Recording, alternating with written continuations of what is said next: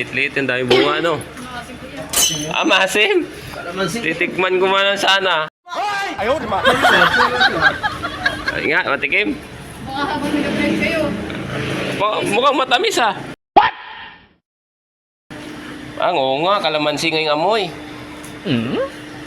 Huh? Pang design lang pala yan, ano?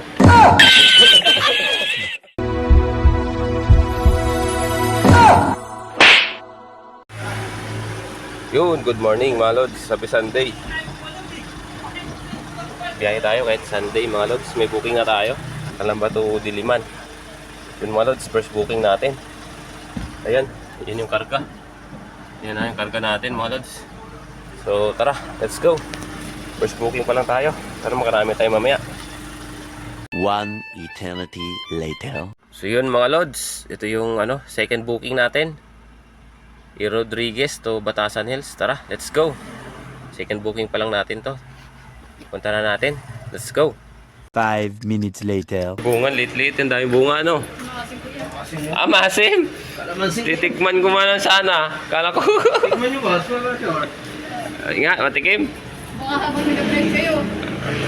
Mukhang matamis, ah. Ah, oo nga, kalamansi ngayong amoy. Pang design lang pala yan, ano? Design lang. Oo, pang design lang sa garden. May pang yan, pang asim sa isda. Ayun, pwede, oo.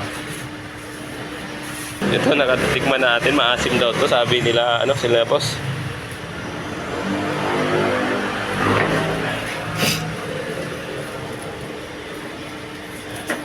Ah, oo nga, kalamansi nga. Uy!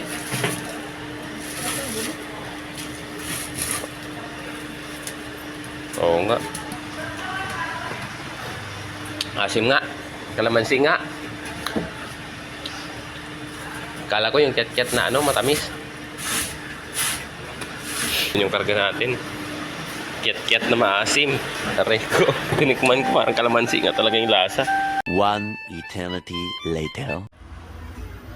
So yun mga lods, yung booking natin kanina, yung galing ng Kalamba. Tumawag sa atin yung customer natin kanina. Nagpapasundo dito sa may Quezon City. Yung service ko kanina, susundin lang.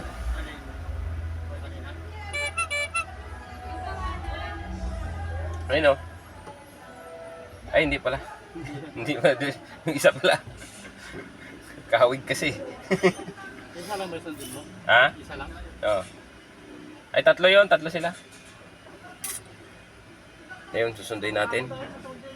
Pupunta sa pupunta na ng Valenzuela. May event din daw sila doon. Tapos, after nila ng Valenzuela, mga lods, diretso na natin sila sa Kalamba. So, antayin natin sila sa Valenzuela. Tapos, diretso uwi ng Kalamba. Tapos, uwi na tayo.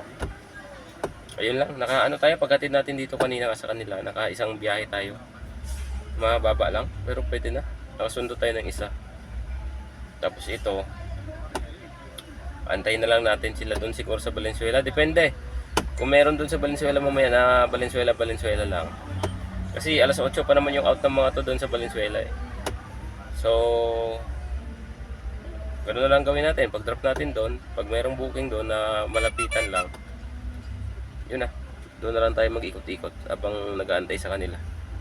Kasi sayang yung oras natin doon na nag-aantay sa kanila na So, yun lang. Waiting tayo na lumabas sila. Kakatapos lang ng event, nagliligpit pa ng gamit. So, yun lang mga lods. Diskarte lang tayo, diskarte. Hindi na idadaan sa Lalamove to. Pero magbe-base na lang sa Lalamove rate. Yun yung gagawin nila. So tara, let's go. Patayin na lang natin.